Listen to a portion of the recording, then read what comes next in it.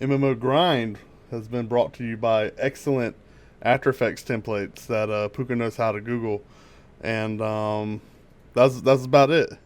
That's how that happened. So hey everybody, welcome to the show. Uh, Welcome to the MMO Grind. We got Puka, we got me. Today we're going to we're discuss here. magic systems. Everything from classic magic systems, new things that have hit MMOs, as well as what we'd love to see in the future. Along with that, we're going to discuss a little bit of the pros and cons of different types of systems. So hop and chat. Let's hear some of your opinions as well, because I'd love to know if you think certain systems suck or certain systems rock, and what you would prefer. So get to it, Puka. Is it a little loud there? Good. That means you can hear everything. Still wants to, the viewers There's, for you guys. listen, this is what happens. We log in, and we just get hate. We just get hate. That's what we do First best, off, though. Zaylin.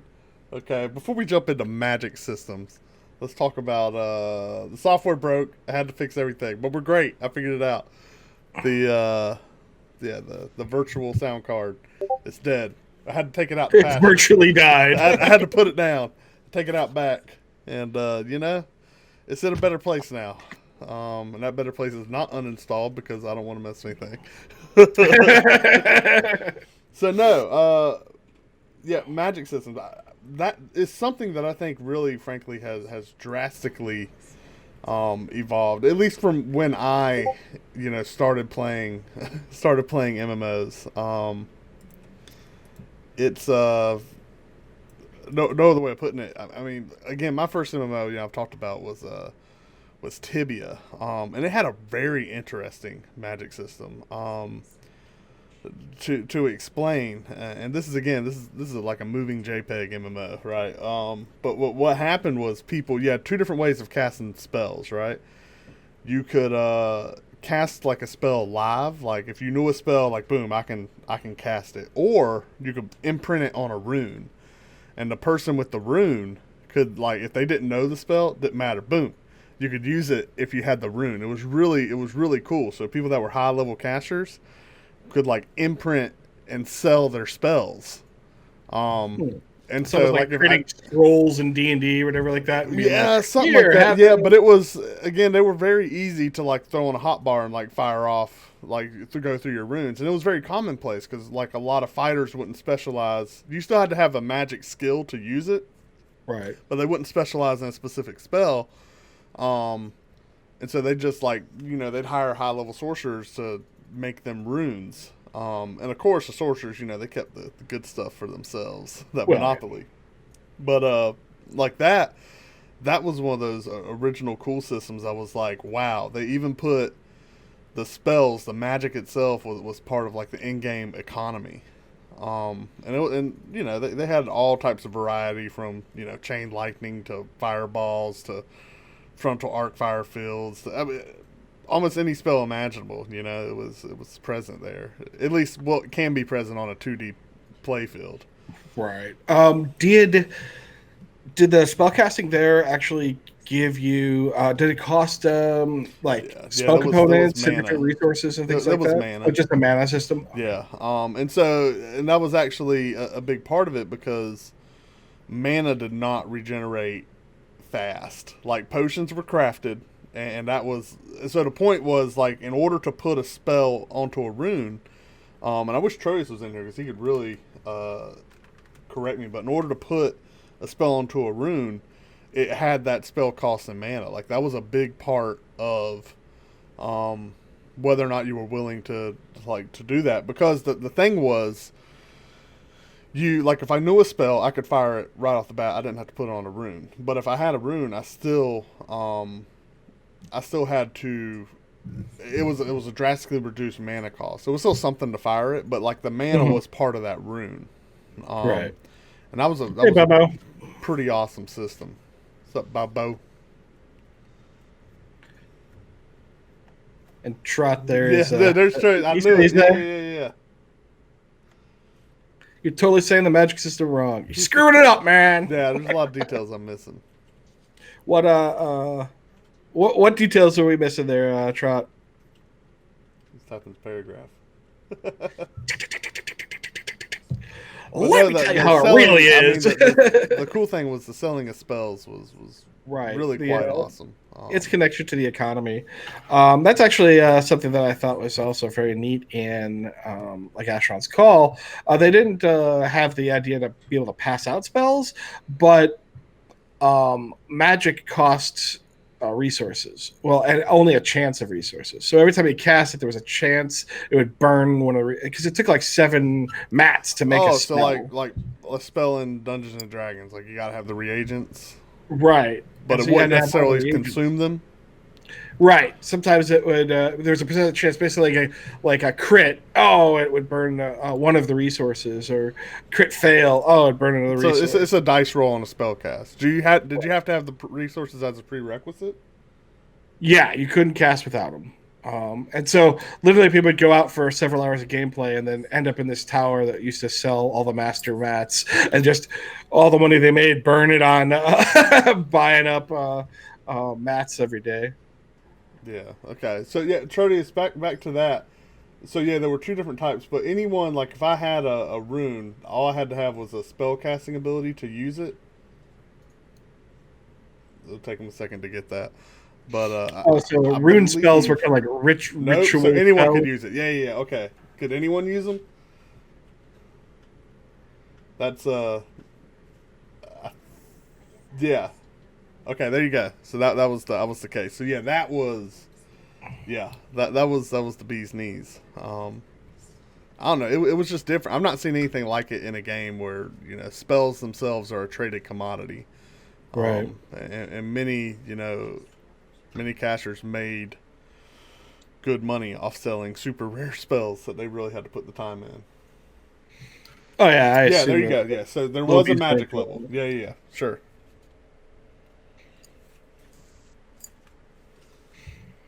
Yeah. But so yeah, you end up with that connection to the economy, which was always really cool. I always liked in MMOs in general, you get the same thing with like archery and whatnot like that. Oh, someone can craft arrows or do different things like that. I like when you can have burnable resources kind of connected to your economy. You're in and you're out. Like how people can make money off of it, how you can exit money out of an economy, like in Asheron's Call, where it was pretty much just a cash exit because only the NPCs sold mats.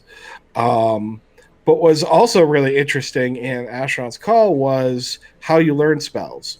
So there were scrolls you could find that were on mobs that could teach you a spell, but the everybody's way of how they cast it was unique.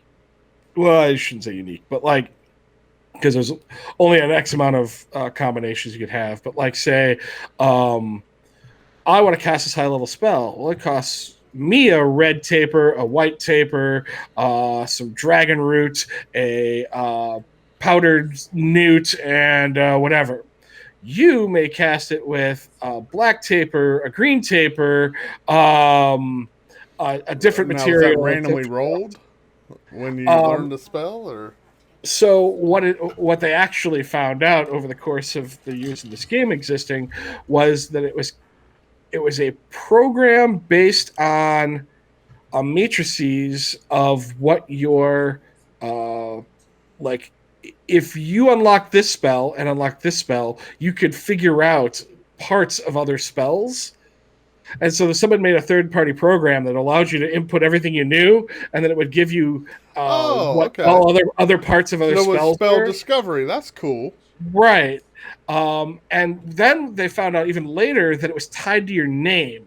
And so whatever name you picked, it turned that into a mathematical formula which generated that matrix.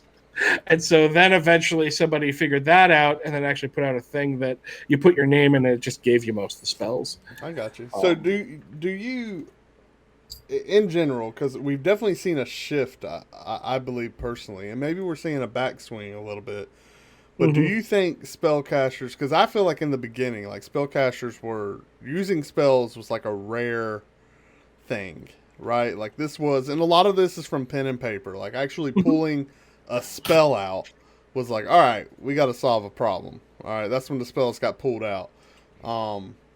we're not doing like our basic attacks. I gotta use a spell. Whereas now, you get, and this is even before Fireball, fireball, WoW. fireball, fireball, fireball, fireball, fireball, fireball, fireball, Sure, fireball, yeah, fireball, yeah. It's lightning bolt, like your fireball. whole bar is part of a rotation. Like you use Right. everything, um, and it's like even your longest cooldowns in a lot of titles are your longest spell cooldowns are maybe 20 seconds in some titles.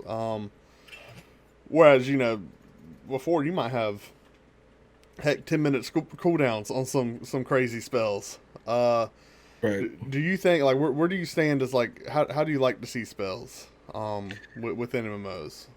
Yeah, I feel in general, especially since we've talked about the idea of kind of either making runes or like having it tied to your economy or using spell materials and all these types of things. I feel that games have moved, and in some ways archery as well, but they've moved to this idea of being much more arcadey, in that idea that you have a resource bar like every other player, and you throw fireballs until you're out of your mana bar, and you regenerate it about the same rate as everybody else because the melee has his own Yeah, they resource all have a bar, and he does the resource. same Yeah, thing, right? And everything is very, all it is a different graphical fluff for how you're doing damage, and you don't feel the uniqueness of casters anymore.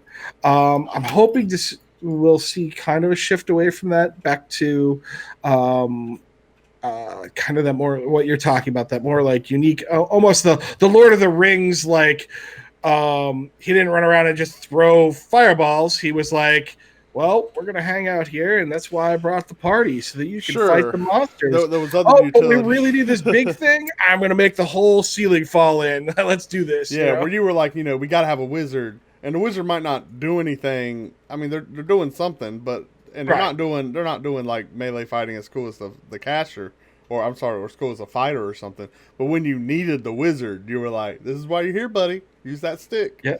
And it was like, whoa, like that again. That's very, I think, super old school, and pretty classic of a take. But do you think that's equates to super fun gameplay for people that choose those roles? Um, well, I feel that the same style of gameplay is applied to, like, Bob, I can vouch for this. Playing Dark Age or Camelot, you end up with, even though Dark Age was still more arcadey in its way of A little handling bit. magic. It was a Like that. blend. There were some Yeah. classes that's like, listen, you sit in the back pocket, and when we're ready, we're ready. Like I played a Well, mana enchanter. I was one of those classes. We would wipe, and I'd cast. If we were wiping a group, I cast 5 spells. But when right. those spells happened, it was like, whoa. Um, Right. and it was like that's all I brought. Aside from that, they were like, stay here, don't die. Because That was they had a raw interrupt system. You correct. were simply interrupted, Yeah. so you could only cast when you had that sweet There was spot. no running into the middle of a fight and like, let me dip and dive with you. Yeah. Right. You had to hold back. But there was also role orientated casting. Like I ran in my 8-man. We had a guy, Curse, who would ran our rune caster, and he would his job was to apply blind. And I was just like blind, blind, Yeah. blind, blind. Let me keep applying that to the healers so that they Yeah. would force the guys to have to retreat back to their healers to get heals because it would shorten the range of their spells and stuff like that. And like that became a significant value. Let me root the healer so that he can't advance forward to maximize the value of that blind and things like that. And you had a lot of that very layered gameplay because of that. This is what it was really good at. Sure, he could nuke, and he could nuke pretty hard, but at the end of the day, it was easier to, if you're going to stand still and cast, let the tanks, let the fighters and your upfront guys do the damage, and you basically you were controlling the fight, as it were, as opposed to. And I feel that that's the same style of gameplay you run into with like healers. A lot of people who like to play healers tend to play. They like the tactics of it. They like the idea that they're affecting the ebb and flow of the battle as opposed to just me smash Hulk, rah, so sometimes I feel sometimes casters miss that, and I run into a lot of players who are like, well, it's great that I can do all this damage, but I really wish that I could do more shifting the ebb and flow of the battles with crowd control. And I definitely, like, I'll agree. Even in Dark Age, I really wish, which, I mean, you had one quick cast in Dark Age that was on cooldown, and then Trials came out, and you had the ability to, like, turn on an activate ability that, like, reduce your damage by 50%, but you wouldn't be interrupted. Right. I would have much rather, like, hey, here's a weak version of this spell that you can cast through interrupt. Like, let me go into it. And if something swings on me, like, I'm going to keep casting. I would have definitely appreciated something like that. Although balancing would have been tricky, because I even remember, like, as that mana enchanter using I forget the name of the ability, but the ability to let me cast through damage. Like, we called it tower diving. We would get on the top of the towers by the oil. Two of us would jump down into the enemy ram and just nuke. We'd activate that ability. It didn't matter how many of them hit us. We had healers on the inside, keeping us topped off, and we would just nuke, and we would kill anybody on that ram, and then walk through the front door. We're like, hee hee, and just wait for them to hop on the ram again. But in Dark Age Camelot specific, they did have specifically a mechanic where you could cast lesser level spells, and the way that they did their spells, the lower the level spell, the faster you could cast it. That's very true. So you could cast a lower level one and significantly reduce the chance of being interrupted because you're zipping them off as opposed to longer cast times. So yeah, but for me, and see that again, that might have just come down to build, and that equates my interpretation. I didn't have a single point into dexterity. Every point I had was int, and like when I do the dumb blast, it was like, all right, we got 3 seconds on this cast. It was like, boom, boom. Like, this is like, that was it, And so even those low level spells for me, they're like, nope, we're going to interrupt, But, and again, that's true. Maybe I should have put some points somewhere else. But maybe you should build different. I don't have many bad memories of Dark Age by any means. So it's fine. It's just it's definitely a consideration moving forward. The only bad memory I really have of that game is fields and fields and fields and fields of mushrooms. One of the great memories I have is laying fields and fields and fields of mushrooms. I'm just kidding. It wasn't a field. There were just 300 in that one corner. They were just right inside the entrance of the keep door, and as the door smashed open, all three of them went and it vaporized everything. Come on through, friends. The water's fine. But gosh, that was good times. And then you put the slowing one in there just because you're like, we don't want to. You don't want to be able to run around. We don't want to move it too fast again. Just leave Round it there. 2 of death. Gosh, if I didn't kill you the first time, let's get this done. That was good. That was I love it. I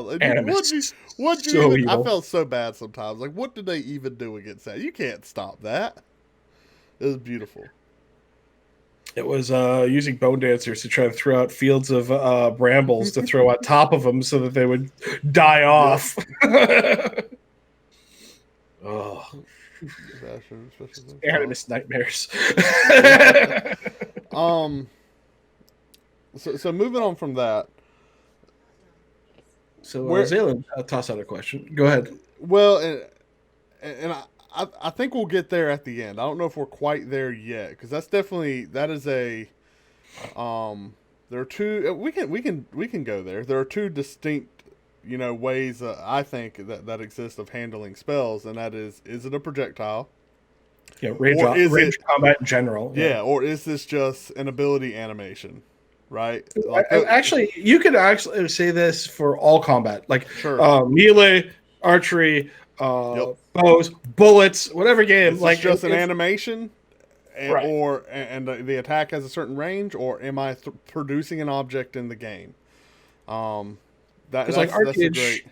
One of the craziest things that drives me nuts in Arcade is that you can, as a player, be here and then have like a Dark Runner doing his like teleport, shadow play, zip back, and he's like snapped so far out in his movement that you can't attack him. But all of a sudden, he is still attacking you because he is in the middle of an animation of an attack, and therefore you're still hit, Yes. even though he is not in melee range. In other words, the client already authorized that attack to happen. Right. It doesn't care. It's like, oh yeah, this was legit. This was fine. Yeah, you're good. Yeah, that you got mess, like a 2-second window before that drops. Yeah. You know, obviously, in response to what Zayn, I mean, obviously, I want to bring objects into the game and have them affect the game world, no matter what, with spells. Again, which is this is why I'm so giddy about Camelot Unchained and the absurd focus they have put onto your spells are generating objects. World of Warcraft, we know that is, and that's kind of a blend. But we know that is that's an animation. Once it's in the world, there's nothing you can do to escape it. That said, damage doesn't register until it still has to reach you, right? We've all outrun fireballs on a mount, but the point is, it's gonna catch you. You can't escape it. You can do whatever you want to do. Delaying the damage for just a couple of seconds. Now, does that mean you can fly away? Someone can top you off, and then you'll survive it? Absolutely. But the point is that's that blend where it's this object is living in the world, but there's nothing you don't have an opportunity to escape it, and that's. I always love seeing spells come at you. You dip around a corner, you see watch go whoop, and just hook around the corner and hit you because all it is an animation. Even that I'm not a big fan of. Now I will say this. So from the standpoint of okay, it's a physics object. I will say this is how do you give an edge, if you give an edge, to casters and their ability to actually aim their spells? Are we now playing FPSs? How do you blend that? Because I know many casters that just don't. I think it looked like a person, but it's probably a cat. It's probably a cat. It's just the head level. I'm like, why is a cat at that head level? But there's a cat. Cat tree. Anyway, keep talking. But no, yeah. The question was how do you help? So let's say we won't, because I personally, and I think you agree, like spells being a physical object. Brought into the game server, and let that go for attacks too, whatever. But arrows, be it spells, arrows, whatever, let them be an object that things can interrupt, or if I don't get hit by it, whatever, or if it hits a specific piece of armor, maybe it does less damage. There's a lot, the possibilities are endless. Regardless, how do you balance? How do you keep it from turning into a first-person shooter? We got people that want to play a pen and paper RPG. They want something slow paced, but if you're also selling me action combat, how do do healers need to be aiming spells? So going back to Ashron's Call launched a physical object, but it also did its calculation initially. So you basically tab targeted somebody and you fired a spell, and that spell would start traveling at where they're at. Yeah. And they could then move. Yeah. So in other words, because this is very Guild Wars 2, if I'm at max range and I'm running and you throw a fireball at me, that fireball is going to lead me. It knows how far it needs to lead to get there. Now, if I see that and I stop, then it's going to land where it leads. Now that you got to have, and maybe this is the right balance. The point is that travel time was fast enough that it's pretty tough to do that. That said, a skilled player could definitely do that, and that'd be quite frustrating. You up on a wall, trying to do things. Now, I will say, in Guild Wars 2, and this goes both ways, if you're up shooting down or down shooting up, the travel speed was drastically accelerated. So if I was almost standing directly under my target, and they could still be 40 some yards away, the firebolt would almost zoop, zoop, teleport there. It was fast. Same thing for firing down. They would move pretty quick, but firing out, they'd run an arc. And I like that, but I can see the frustration with that. That said, that's like an auto attack. That's not really. That wasn't a spell. It didn't cost me mana. There is no mana in Guild Wars 2. It didn't cost me mana. It didn't cost me anything. I'm just throwing these fireballs willy nilly. So even so, like translating this to like firing ability that has a cost. Like how do you? Well, so like again, we use Asheron's Call because it had a very physical flying. Everything had a physical entity. Even like if you shot an arrow at somebody and you actually missed, so there was like two different calculations. You could shoot an arrow at somebody and it would hit or miss based on their armor and all that stuff. But if it missed in that calculation, it just disappeared. Like it basically, imagine it hit the armor and broke or whatever. Sure. But like if the guy was like, "Oh shit," sidestepped out of the way of the arrow, it would actually stick in the ground. Yeah. You could walk up and pull those arrows out and take them back, which was really kind of neat. Yeah. The spells worked sort of a similar way with the physical object flying through the air. The like fireballs, all that stuff like that were pretty quick. But what they had also done is more area effect spells were slow. And instead of having like at a location and exploding, what they did is they had a wall spell. It was all it did, it was made up of 4 fireballs wide, 4 fireballs high, and it moved in a wall. Okay. They also did one where it was like 3 fireballs and they would arc out like that. And so it's mechanically meant to be dodged, but if you're not paying attention, I'm sure the damage punished accordingly. Right. So they're treating this more of like this is a balance issue, where some like, all right, these are guaranteed hits more often than not, but it's again back to pen and paper. Like my firebolt's probably going to hit, but I'm rolling a 1d10, so it's not that magical. Okay. I can see that. And I do agree. I think ultimately all this stuff comes down to balance. At the end of the day, regardless of what game type, I still, as an MMO player, always want to be able to click a person with my mouse and hit a key and fire an ability. I don't want to have to aim. Give me the option. If you can let me aim an ability and it's got a preset trajectory, that's fine. But I definitely want to be able to target somebody and have that ability know it's the trajectory needed to hit the target. And I guess that balance would be ultimately come down to travel time. Well, that was a Terra. You did that where you had an X in the middle of your screen. And I put a caster there, and your basically fireballs were like hucks, and it would arc and hit where it was going,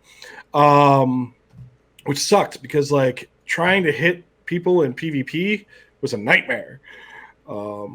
See, at least in Asheron's Call, like they also had a layer of spells where you could do then switch to life magic. It was shorter range and all the other stuff, but since it had no real visible anything to travel, it was literally like lifesteal. So you just went whoomp and it pulled life out of them.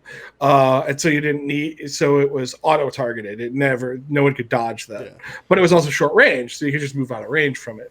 Whereas the way that fireballs and stuff worked, they had a really long range and they would travel like on and on and on. So you could miss somebody and it could go into the back row of that fight and hit some guy not paying attention. And that's definitely, how like I know it came on, and a lot of this, I'm asking these questions for titles like Camelot Unchained, right. And I understand that's how those abilities are going to work. And I know they're going to have a culling at some range where it's like, hey, this effect is null. I mean, the idea is you can't climb a tower and shoot 18 fireballs out and be like, somebody's going to be, or like get a compass. It's like, all right, guys, it's 57 degrees. Like, all right, and just let them fly and nail some dude like on the other side of the world. It's not going to be like that, but there will be like, wow, all right, that arrow just came from somewhere. Is there something going on? There'll definitely be situations like that, which I think is cool.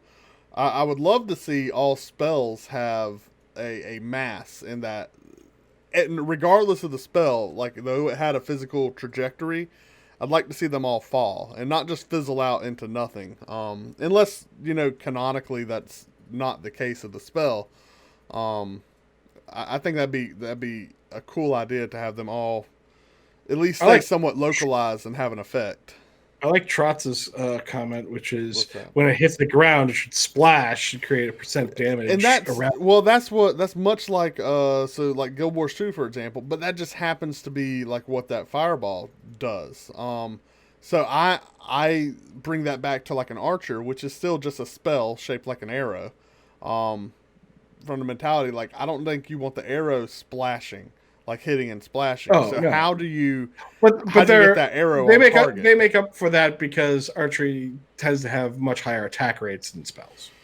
So you're just letting them throw more, or are you letting them their projectiles fly faster, or both? Yes. Okay. Yes. Okay. And I can't. I mean, I'll say this because I'm pretty sure I've seen this in some release videos. I know now in Camelot Unchained, like there is some semblance of a heat seeking. It's more of like an assist, if you will, where like arrows they'll fly and they know where they're going, but then they kind of like, that's all the effort I'm going to give. So if you're like moving, they'll give you a little bit of a jink, but not a lot. Yeah, it's like, sorry. If this guy was walking or standing still, we would have hit him, but he's in a hard sprint. Like, ain't gonna happen.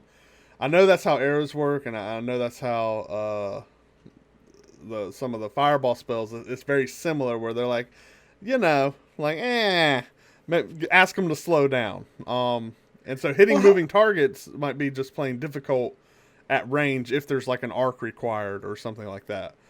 In a bigger scope, connecting to the points we've already gone into, one which is frequency of use versus real objects in game, is would it be interesting for gameplay, and would people want to play it, of a classic caster, instead of giving them the spammable, where you're just throwing fireballs or whatever like that, where they did more significant things, but make them physical objects. Like imagine, we've seen it enough, especially single player games, where there are like a big fireball that you like it's like a boulder basically, and it's just you roll it at things. It's what D&D is called flaming sphere, and you can point around and it'll drive or wheel around. Is more and like stuff an like artillery caster, right? Like where it's like, here you go, boom, and then just start pointing, and it starts driving around the battlefield. I'm all for it, and I think a lot of this is my like figuring out from a standpoint of the what's the word I'm looking for? Like of the archetype and where they fit within the whole model of figuring out what role a lot of these casters are going to have. Because I definitely, like, I would love for healers to be able to, like, reach somebody through allies, you know what I mean? Like, I don't want to, like, clear a path, we need to hold to this tank that I got to heal on the front line. I want them to have spells that, like, don't necessarily have to exist in the real world, right? Or can tunnel underground or something, you know what I mean? To reach somebody that they might not have line of sight on. Actually, it would be, and it would be, I think, I don't know, canonic, particularly for CU, but like from the general concept that's used as the generic magic for most games, is like your group with these people, you have access to their spirits. And so now you can go, hey, this spell only has this much range, but I can double its range or whatever by putting someone, using them as a spirit conduit in between. So like, tank is here, archery is here, I'm healer, I cast it on the I cast a conduit basically on the archer, like and watch it just jump. Some dude's like shooting arrows, he's like, yeah. Then he's like, oh god, I feel a little sick. Then he's like, and then a healing beam comes out of his chest. He's like, bruh, and like a fireball shoots out. He's like, whoa. And the wizard's like in the back. And he's like, oh god, I got you covered, bro. Oh god, I don't like it. That's that would be a unique class.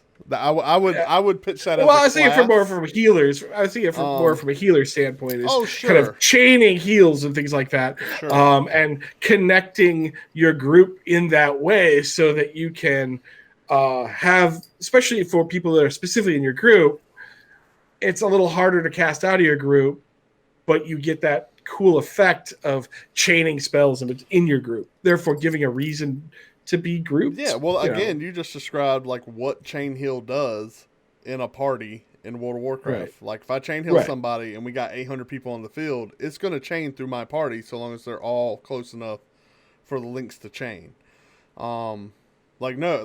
Absolutely. Directly from the sky. Yeah, and if you're viewing it fully from a raw healing, like a raw holy kind of idea, yeah, I mean, why not? Why would those spells travel? The clouds would crack open and That's some Arthurian stuff. Thanks, Gaspara. Great. Whatever. So long as we can sprout roots up, like, psh, and like you get pollen, you're like, oh god, my eyes. I feel good though, but I can't see. That'll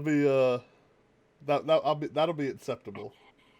that wanders into another interesting concept, which is magic based in terrain. You mean you like casting through the terrain? So instead of saying I have fireball, you say I have a direct attack spell. My direct attack spell, we are in an open field of stone and dirt. Direct attack. Somebody's and rocks hover up into the air and boom at somebody. Somebody's played, was it a Guardian? or whatever the class is. Oh, and like so pick them up and throw them. Star Wars. Pick them up and throw them. But you're not changing the field. That's just an animation. Right. Yeah. All you do is change it. You're changing the animation. Yeah. So you're now in the woods. Yeah. And like you said, and they could have bonuses. They could have specific modifiers. Like those stones may hurt more, but like if you're in the woods, maybe vines come up and start raking you and stuff like that, and they might cause a snare effect. They may do less damage, but they do a snare effect. Or if you're in water, they might start causing other types of damage. They make people freeze, all kinds of, and so basically what you're doing is you're giving situational gameplay, and people have to be more aware of what terrain they want to fight in and where they're at. It's not that their spells won't work, it's just they work in different ways based on where again, that potentially would be a really cool class idea. Like that would be like a Terramancer or something like that. That would be a really cool idea for a class where it's like this is a caster of the earth. Like this person literally cast earth at you in whatever ways. Like he could, I don't know, like pull pine cones off trees and nail you in the face. Like it's a lot of options. Like that would actually be a really cool class idea. That said, in this modern day of MMOs, you have got to design your game around always having something that class can do, right? Well, yeah, it never doesn't have anything to do. It's just because that class it's a modifier. It's a local modifier. That class to me sounds like a like something that comes out like second expansion of a game, and they're like, oh god, this thing's just broken. Like, stay out of the woods. They're in the woods, guys. They're just gonna throw trees at you. Like, don't go anywhere near the mountains. Don't do mountains either. Lots of rocks on the mountains. And then, we're just fighting in wheat the fields. lava streams coming out of the mountains and just pouring down the hills. We're just sitting here in wheat fields. Like, this is the only place that's safe. This is the only place that's safe. Oh no, I've been gluten attacked. Celiac. And then a digger comes out of the ground. And he pops up. He's like, hi. Damn, he summoned children of the corn. He just raises paths. Like, we can't see. We don't know what to do. Yeah, it just sounds compared to other ones. It's like, oh, I got fire. Oh, I got fire. What did Bobo say? Well, I'm in CU. I think you'll be able to have a direct attack, but with different trajectories. And a fireball dropped in an arc can reach its target even if the terrain could technically block your LOS. Yeah, I believe you're correct. Anything be allowing you to go past LOS in a tactical way as opposed to just a like forced way, I think is hella great. I love mortars. Bobo, I'm really with you. Here's the deal. I would love, like, from the standpoint of spell crafting, like, hey, here's the option. Like, you figure out how you want to deliver this beautiful little projectile you made. Like, here's your projectile. It gives love, or it gives death, or it gives cocaine. Here's your projectile. And you have to figure out how to deliver it. And you know that all your buddies don't part the way for you to fire your spells straight anymore. So you're like, I need a little arc, or I need like whoop, boop, like whatever arc you need. That would be completely awesome. And yeah, like give accuracy. Listen, if you throw it straight, like give it a much higher chance of getting there. And if you have to arc it, treat it like an artillery shot. Like it goes up, and when it's coming down, like if the target's moved, the target's moved. I would very, very much be appreciative of something like that. That way, it's like, listen, I am artillery, but I'm inaccurate, or I'm more of a mid to frontline fighter, and I'm throwing straight shots, but I don't have the safety of being in the back with an artillery shot. That is 100%. I'm all about that. Pablo also brings up what are people's thoughts on the spell creation idea as opposed to having a standardized bag of tricks to be able to create spells and ostensibly, I guess, other abilities in the game? I'll tell you how I feel. I would love for them to have some preset, like pre-built play styles. Like, hey, here's the class. Here's some ways right out of the box that you could play this class, because everything's going to be different. And here's some of the abilities that would synchronize with that. And let me, like, as a beginner, let me hop between those presets. Like, oh, let me try this out. Let me try this out while I'm learning spell crafting. And then when it comes to crafting, like, absolutely, give me all the pieces in the world. But there's got to be a way of changing up, like allowing me to build what I would call like a template or like a role template, where I've got to have several options, but I'll be like, all right, what role do I want to do? Let me name it, and let me swap into this template. And that's just from a UI thing, because we're going to have tons, like pages upon pages of these crafted spells. And I'm going to be like, nuke 90 degrees, nuke 180. You're going to have names coming out of your eyeballs for all these different spells. It would be really cool if they auto-name them. That would be amazing. If each component carried like a name prefix. And so whatever your sum of all your parts had its own name. Right? And so you could, once you learned all the pieces, like someone could say a spell and you're like, what? Oh, okay. Just by hearing the name, once you learn all the different components and pieces, that would be really cool. Although I don't know how that would make any sense. But that's my only fear, is the UI getting overloaded in customization. Personally, that's my only fear. Because there's going to be a lot. Reading through some chat.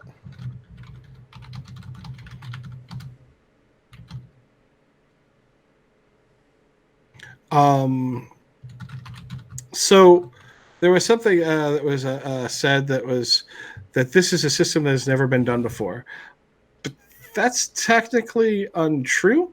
I will say this because basically we've been talking about this system since when we were making Warhammer. There is a French MMO out there that used this system, and it was probably the best part of the game. The game itself was a little weird, but the fact of the matter is it allows you to build your own spells and create your own content in that way. So in reality, when game developers make spells, how do you think they make them? We pretty much just sit on a freaking on a strength and strength and weakness list. Go, okay, well, we'll give an arbitrary 100 points, build a spell. Okay, well, it should do this much damage, should do this much range, this much whatever. There's your 100 points spent in the little sliders, basically.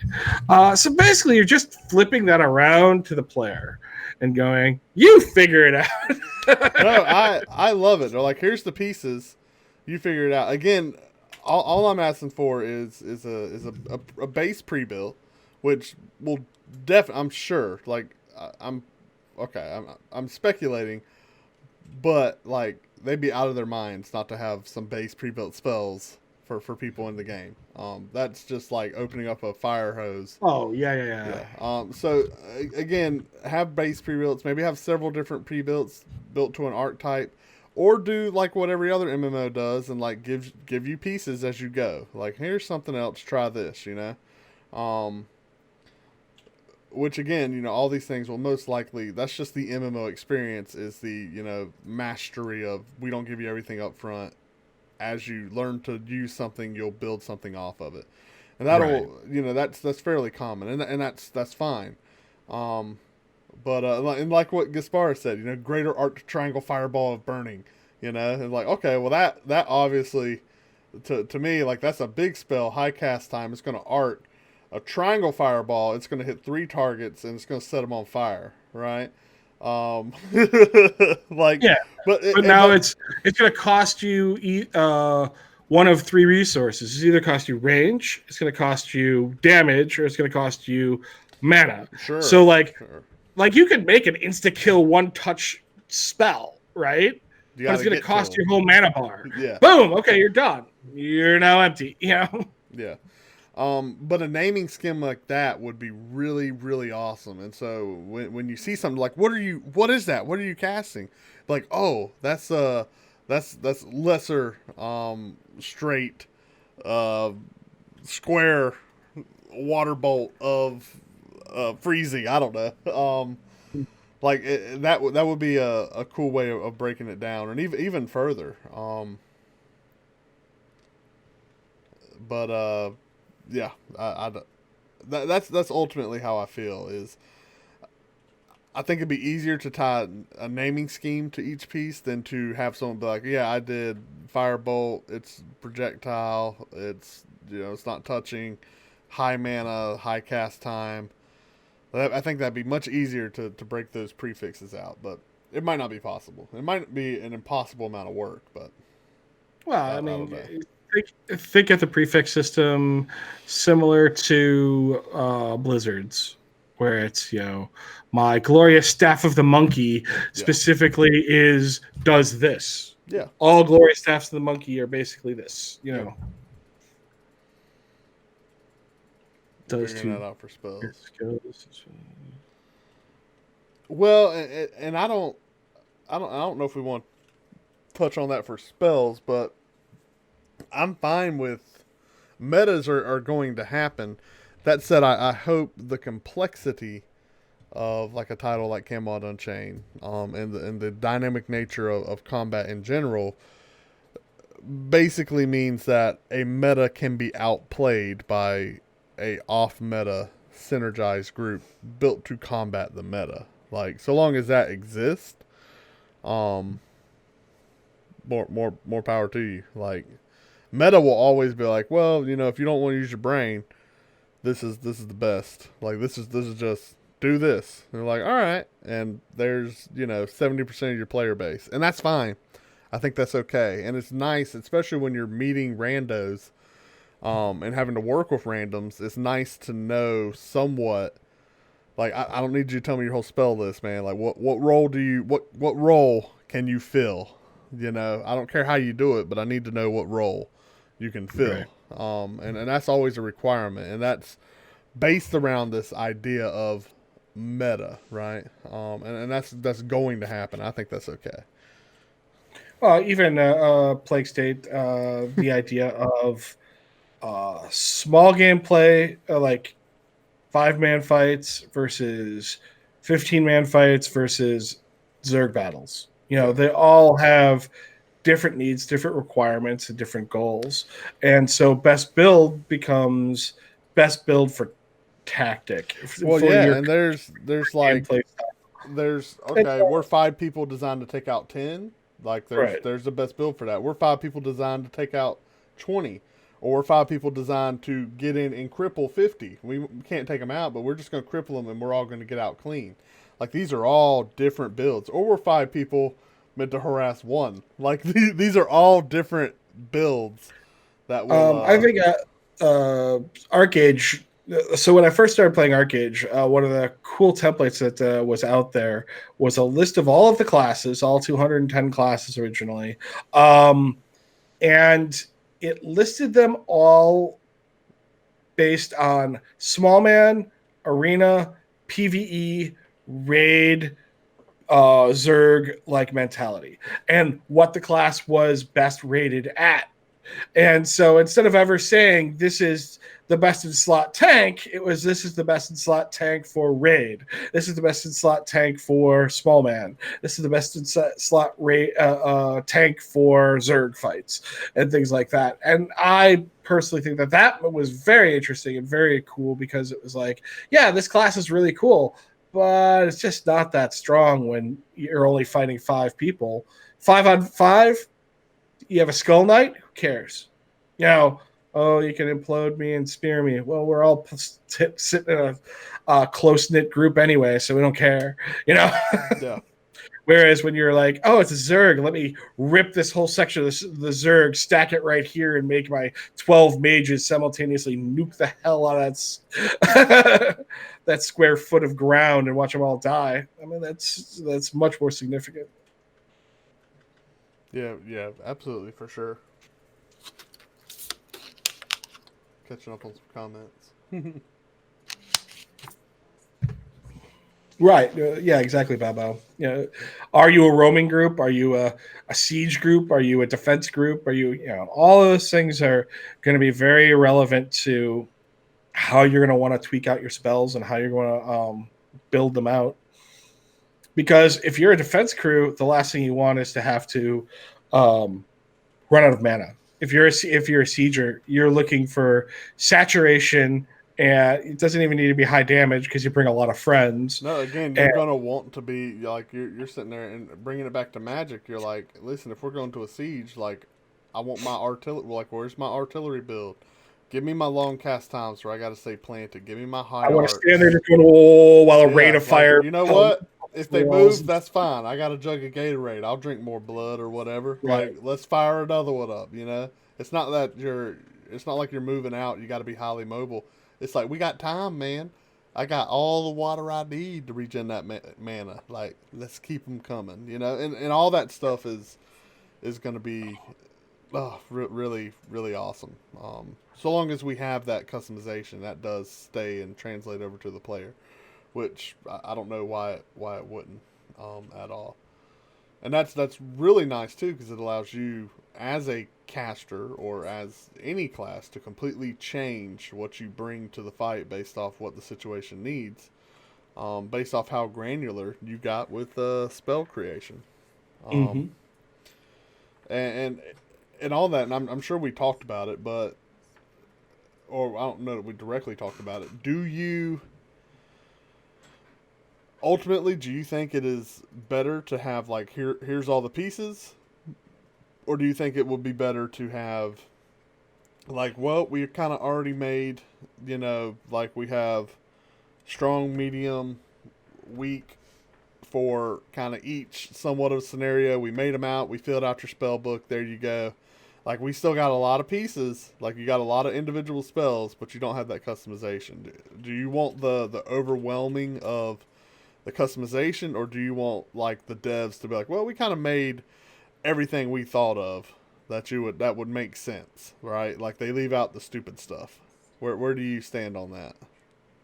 Well, it's actually something that I've really enjoyed in Arcade, is the idea of the ancestrals, where it's okay. So I have a fireball. I can do fireball, but I can eventually learn ancestral skills that allow me to turn that into ice or lightning or different effects. And so I get a spammable now that does, because it's lightning, it's instant cast instead of a cast time. So now I can kind of run and gun. And sure, it does a little less damage, but I'm mobile and can throw lightning balls at people. Different things like that. I think that becomes a direct translation into what you'll see in something like Camelot Unchained with the true raw variability. I think that at the end of the day, Camelot Unchained is going to be forced to be in a situation much like what we were saying, where some players just aren't going to want to wander into the dark depths of high customization. Yeah, it can be they're it can going to be need a overwhelming. toolbox. They're going to need a simple toolbox to work with, where they're going to be like, I have a fireball. Great. I'm going to stick with it. And then you can eventually, get your skills high enough in Magic that you can be like, now I understand more of how this works. Oh, I can now change its element, or I could change its range by reducing its damage a little bit, or upping its mana cost. Oh, that's kind of cool. And I'd really like that's something too that maybe the using the whole mastery system, or them only giving us like 5 things to change at once, or 3 things to change, and we can only change between 2 variables each. Maybe that's something that causes us to be forced to be like, oh, well, now I got something new, let me try that. I still think that can be overwhelming, and personally, I don't know that I'd ever use it, but I would love to see like the ability of like, hey, just tell me, like, I want a high damage range spell, or a high damage arcing range spell, and it just like generate like, here you go, this is the best, this is what you need. Yeah, well, that's what PlayStation's saying, is that you end up with there are basically 3 types of players. There is I know, very generic, right? But there are the people who have min-maxed the math. There are the people who are not interested in thinking outside the box, who will follow that math. And then there are psychos like me who play at Dark Ages and Arcade, and somehow killed people all the time with it. So, the end result is you will always have experimenters. You'll always have people who explore the unexplored in these spells.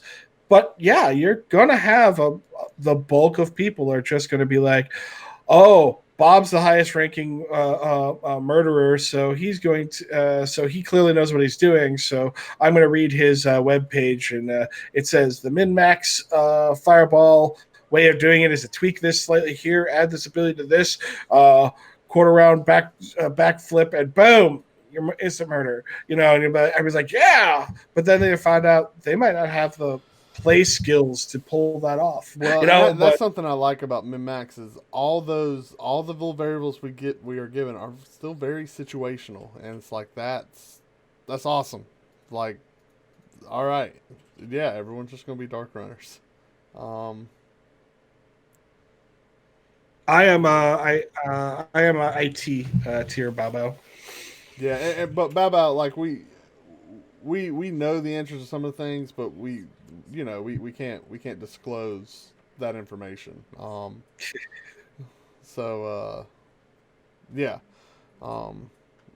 just for the purpose of conversation. Yeah, but now I will say, hold on, there was something else I wanted to. Okay, back to what PlayStation said. Let's talk about spell creation. This is specific to Camelot Unchained. Do you want players to be able to like say bump it, like just trash, like I don't want any of this stuff, clear out the spell book and just start from scratch for free? Or is that something like, are we paying for that? Can we do that any time? How do you want, like, is there a permanence to your customization? I know where I stand on that. Like, I mean, personally, how I would personally expect it to be done, whether just before kind of the balance of ideas, is that like I said, there should be a base ability, and then you're eventually going to unlock the ability to modify it, and then as you will continue to unlock modifiers along the way, and then you can always go back and But you can do remodify that those spells. anytime. Like I'm not having to break out. Like okay, you permanently, like even in Arcade, right? Like you did your ancestral, but like all right, I modified Right. this spell. I got to pay to wipe it back. You're like anytime, be like Chump nope. change at it, This is and now that. No well, what chump I would change. Would you do well, chump what change or would you?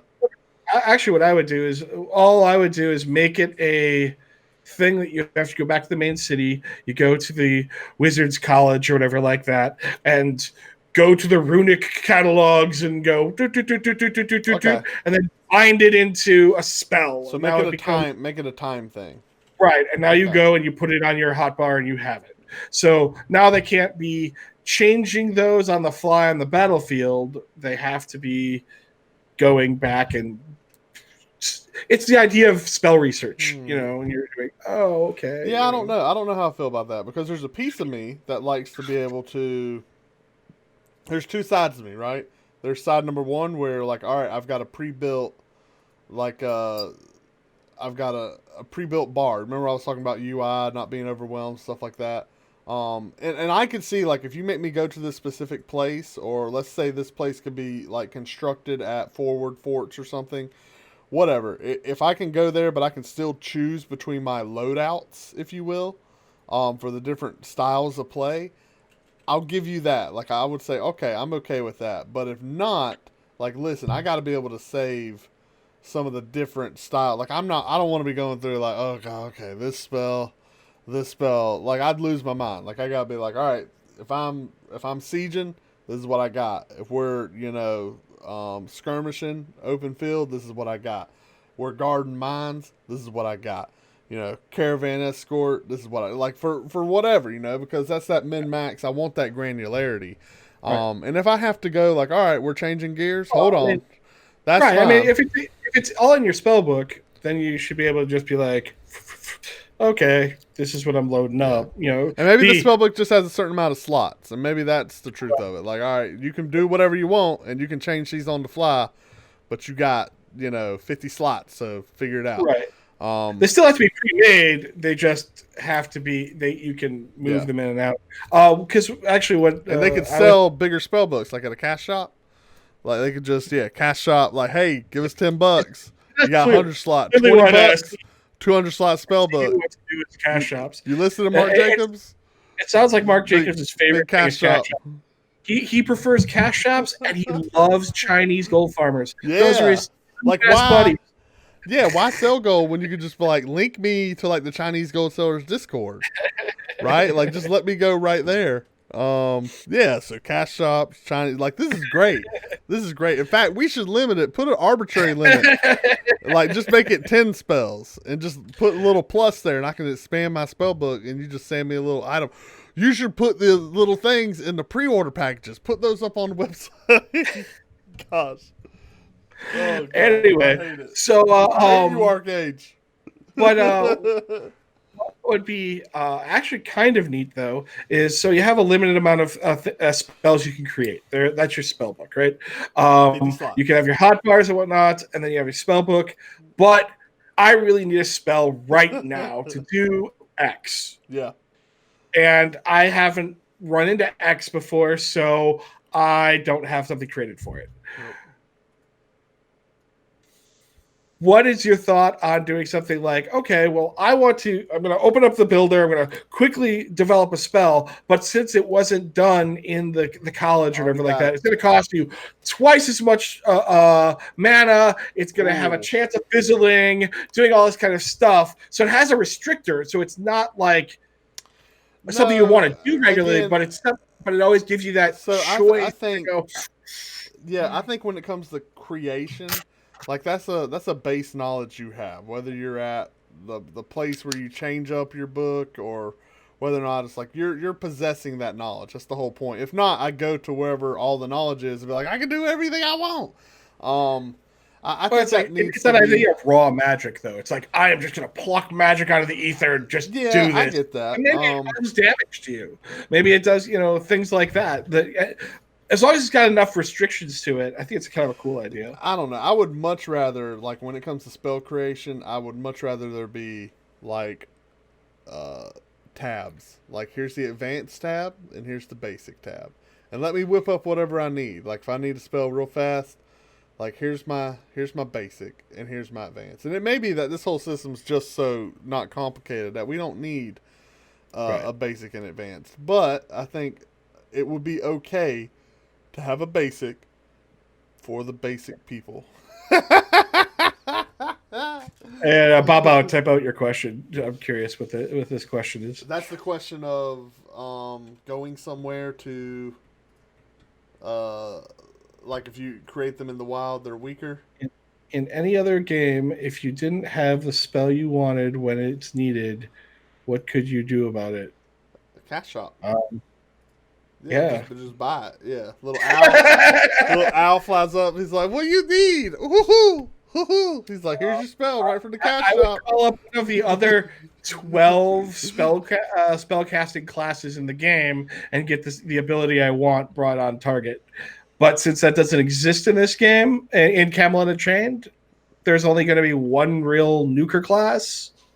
It limits that modification. Well, the point is, I mean, I think to answer Bao, in any other game, I open my spell book and all my spells are there, right? And so, and that's where it's like, yeah, like everything I know is available to me at any time. Like, I can't think of a game where that's not the case, except for some of those old school titles where it's like, crap, you didn't pack enough of this spell, like as runes.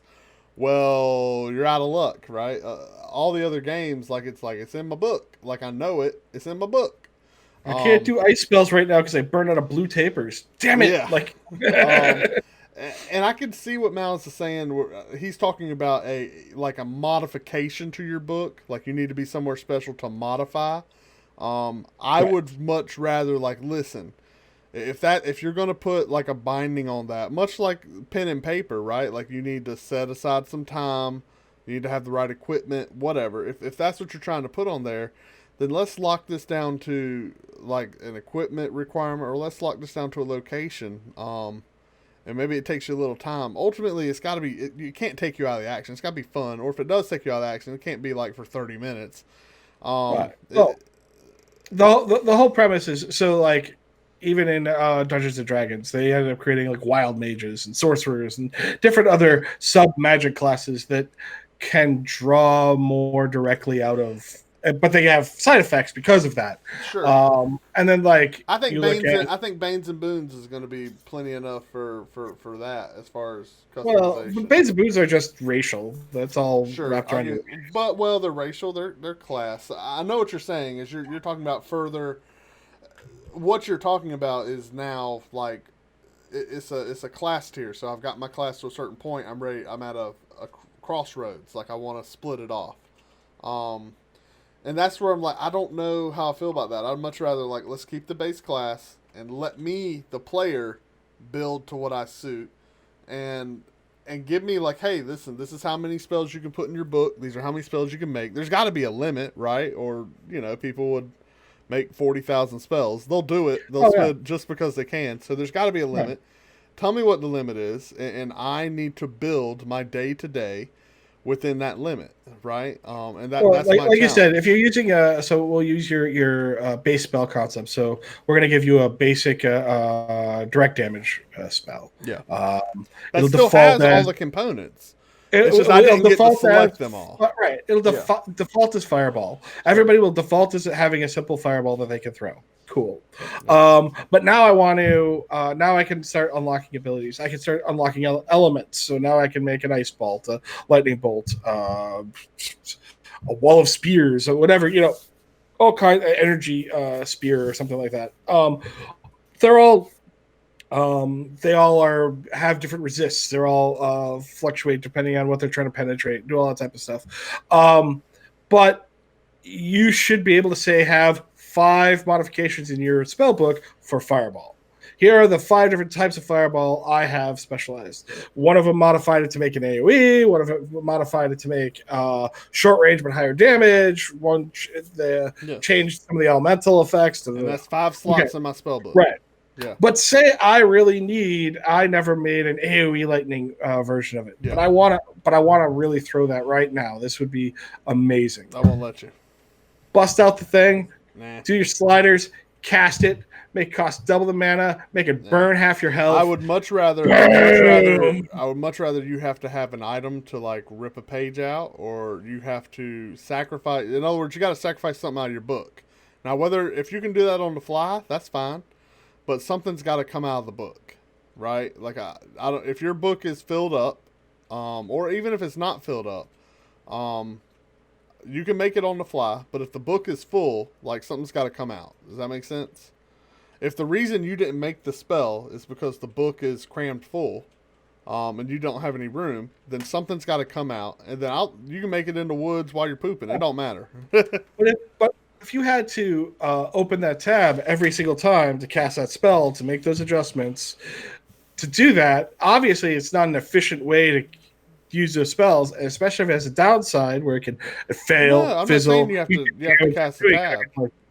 Now all of a sudden it's like it's the idea of having that one time, one moment effect, that superhero pull it out your ass moment. Yeah, but about what I'm saying is I don't think there should be a cost to on the spot creation, but rather there should be a limit to how many spells I know. And so the point is, if I need to make something new, I gotta forget something. And I think that in an MMO today, I don't think we should have like a short rest, a long rest to modify my spell book. Let me do it wherever, but still let me have a limit on what I can know. So I got to sacrifice, and that forces me to specialize. I would say, following Zalen's comment there, I would say that's almost a separation of the conversation we're having right now, which is Puka views magic as a knowledge system, whereas I view magic as using knowledge to create safety mechanisms to effectively cast magic, and that's what runes. Magic exists as a like you think of it as the force or whatever like that. It's a energy around. That's trademark. He didn't just say that. Force. It's a farce. There's a farce. Hey, you giant, fat, stupid Mickey Eaton. Sue me. Man. Matt, we're talking about the equation mass times acceleration, so that's what he means by force. Sorry, Disney. At the end of the day, though, so to me, magic in games, like conceptually, has always been a plucking that energy, channeling it through you, and using runes and knowledge and all this other stuff to channel it safely. So to me, like my concept and my thought process is the idea of doing that without the safety checks. And that's why it would do damage to you. That's why it could fizzle, or why it could do all these other things to you, is you're basically casting wild magic. You're grabbing the raw essence of the world and just shoving it through your body and trying to use raw willpower to go, exist! And, I mean, that's kind of what you do as a mage, but you're using knowledge and all the safety I'll add tricks. This caveat. I'll say this, and I don't think this would all be reflected in Camelot Unchained, but I would say this: like, if I truly want to solve like kind of the debate we're at, is I would break that out into class, just like in pen and paper, just like in D&D. Some classes can cast out of the book, and some classes, listen, if you don't know it, if you can't just draw that raw power through you like a sorcerer, then like bump it, sucker. You don't do that. Like, sorcerers get scrolls, so like, I don't know, like, I don't read, dude. Launch this. Sparks. Like, that's a sorcerer in D&D with scrolls. Like, I don't know. What are you talking about? I just do this cool stuff. Where, wizards are like, oh, yes, let's look. Oh, let me add this to my collection. Like, oh, yes. Oh. Yeah, it also comes down to so I would break it out to class. The foundation of my pen and paper experience, which is more of I played a lot of games like Shadowrun and whatnot, which were all about just channeling the essence of the world around you. Sure, yeah. But I don't think that needs to be a requirement for every caster. It is for Camelot Unchained. Everything is this. Well, that's why I say it's not something you would ever want to do if you don't have to, is because you're talking about like saying, let me build a sword in the middle of a fight for this fight. I could do it, but I have to open 3 windows and do all this other stuff and start moving materials around and stuff. And that's not something you want to do. No, You want to do no. that before And you show up so to the fight. and so the point But is you should I be able would to do say it and go, I have a crappy axe. Let's do this because I need an axe. You know? yeah, I don't know. There's a piece of me that would say like, no, you should have done that before you got in the fight, right? But and much like combat, Good one. Yeah. yeah, and much like combat enables us to not change our hot bars or equipment in many games, like there's a piece of me that's like, no, that's you should have thought about that before walking into this fight. You're not well equipped, even though you know how to do this. I'm not saying you should open up your book, but yeah, I don't know. And I would even lock down. I would go as far to say like, no, you can't cast out your book in combat, right? Like the book is a non-combat thing. Your prepared spells are your action bar. Again, taking it back to pen and paper, like how many spells do I have prepared? That's what's on my action bar. My book is my arsenal, but I can't go to my book in the middle of a fight. So I need to prepare for what I got to do. And that's a slippery slope of, and that's probably, that might be something we talk about like on another episode of coming at this, but that's a slippery slope of like playability through UI versus like playability of UI versus like sticking to like hardcore pen and paper mechanics, right? Because that is, like pen and paper, you prepare spells based off arbitrary stats depending upon your class. And then, some people will be like, well, I can add as many slots as I want. Based it around D&D. Sure. It's only if we base it around D&D. Because Pathfinder a lot of pen and paper games don't follow that logic. In fact, true. more games probably hate the idea of the wizard memorization system and everything else. To respond to Zaylin, though, actually in Asheron's Call... Sorry, go ahead. Yeah, no problem. In Asheron's Call, the more you cast, say... So everyone would throw fireball, ice ball, lightning bolt, fireball, and then mix it up. You just kept rotating through this 3 spells because the more you cast any specific spell in a row, it actually weakened the spell because you were pulling all of the flame energy out of the air or whatever. And so you had to give it a few seconds to recharge. And so, because if you kept spamming it, it would weaken how much fireball was. And in fact, if you cast so much magic in an area, there was also a global magic rating. And so if you were in cities where most people did a lot of magic buffing and stuff like that, the magic ratings are really low. And so it costs you more and more resources, more and more everything like that to cast your spells, and it didn't hit as hard. But if you went out into a dungeon, the ambient magic, since there wasn't a lot of people there, the ambient magic was high, especially the creatures would kind of raise the ambient magic of the area. Then all of a sudden your fireballs would do more. So yeah, games have actually wandered down that path specifically. Yeah, I am all about that, like in treating it like, hey, this is an energy you're pulling out of the world. That definitely appeals to me. And that's very awesome. It's a pretty hardcore. And, it wouldn't sit well with a lot of gamers today because they'd be like, fine, I'll just use my sword. But that's attributing that dynamic nature to, I don't know that everything's got to always be fair. The more and more I play games, it's like, man, I'm tired of everything being fair.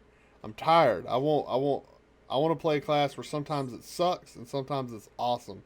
And I'll just be okay with that.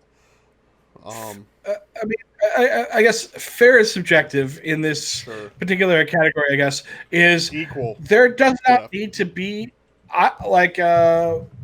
fair is completely legitimate by saying, I create a class, a magic user that can throw a fireball that pretty much vaporizes a target. It kills them, but he has 5 hit points and a strong wind blows him over.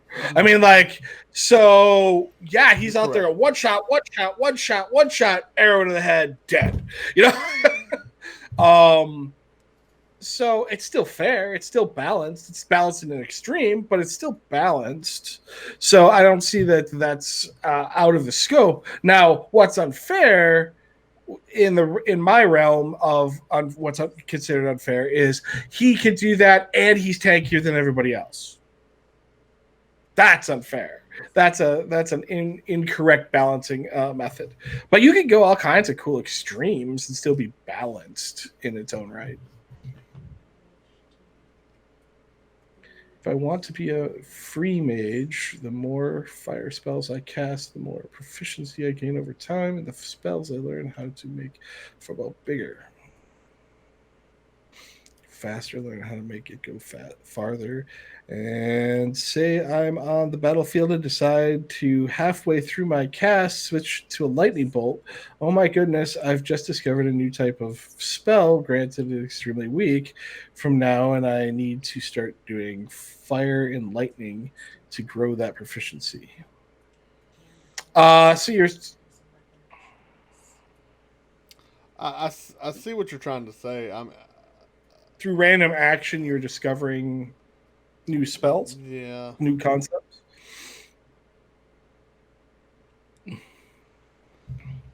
I want a game where the only answer to, hey guys, I'm new, how should I spec my Black Knight, Wizard, Archer, Healer, could be all up to you. There is no best builds. Honestly, I say that in every game I play.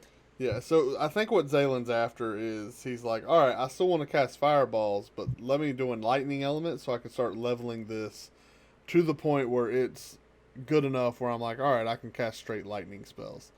And I think I don't. Again, in regards to something that came out Unchained, I don't know how component leveling will work. I'm not entirely sure. You know, if you're just like, oh, I'm stronger with this particular element. I don't know. That said, I think you would need to start over. Like the point is that's like saying I hold an axe in my offhand so I can level axe while I swing my sword, right? So just like you're just equipping it. Frankly, I want you to have to use it. So like if it's like, all right, well I need to level lightning, like let's use a lightning spell.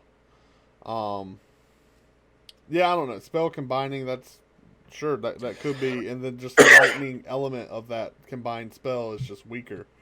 That would be a viable way of doing it too. You know, so long as you're, the point is you need to be forced to use it in order to level it, not just have it equipped. You know, that's the same old with like equipping something that you don't use just so you can level the skill. A lot of games do that, and that's grinding mess. It's like I don't want to do it.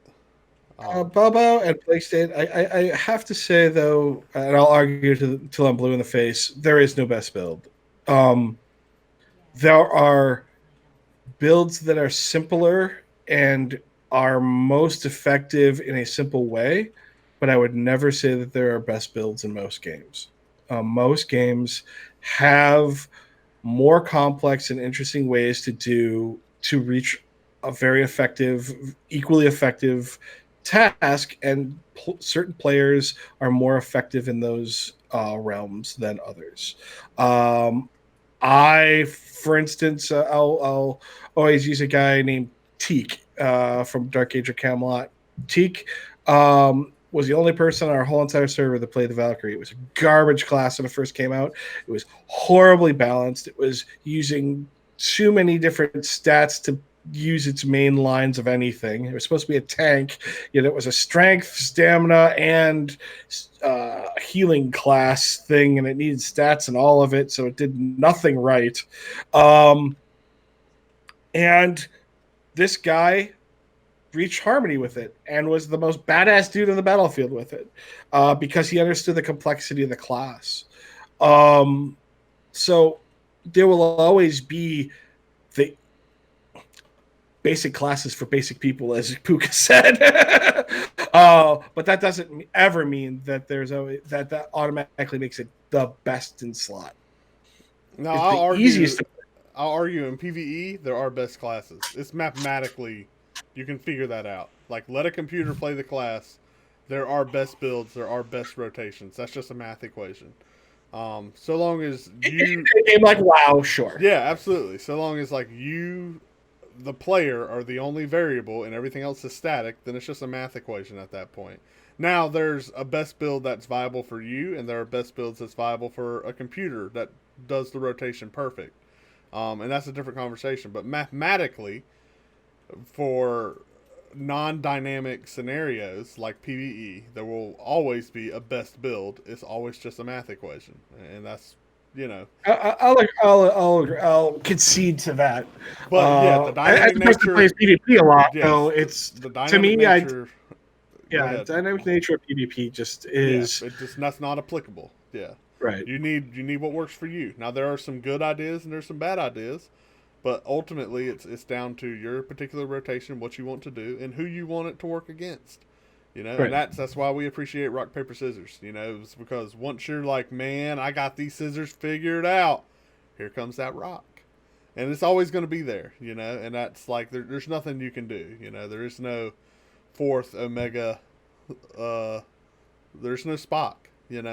Like Spock just doesn't get to come in and break the scissors. Yep. I don't know if Spock beats scissors. Someone tell me. But Lizard, always watch out for Lizard. Yeah, Lizard. I think Lizard can beat Spock. I'm not sure. I don't remember what that. I think he poisons Spock. I don't know.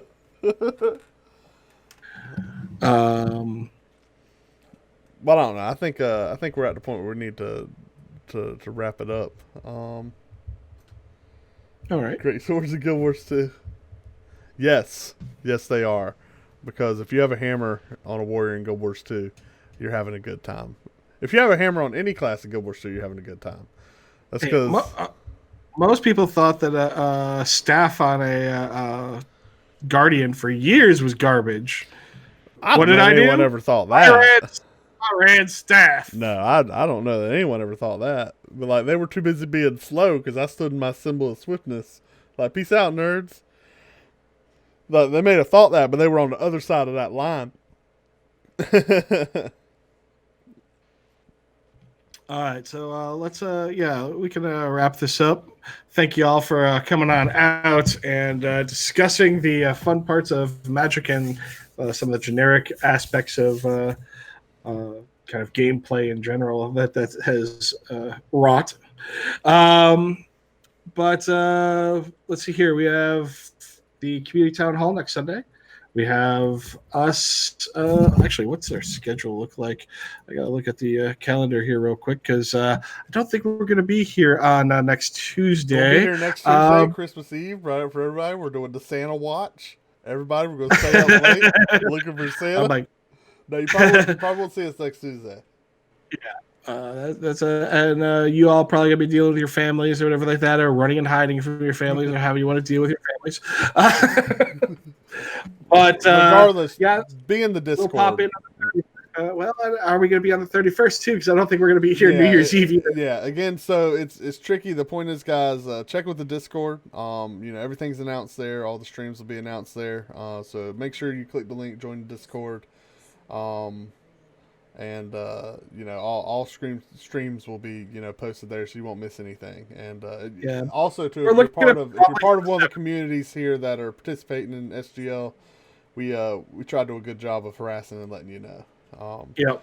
And Zaylen's promised to do a much better job of getting these archived on YouTube as well. So.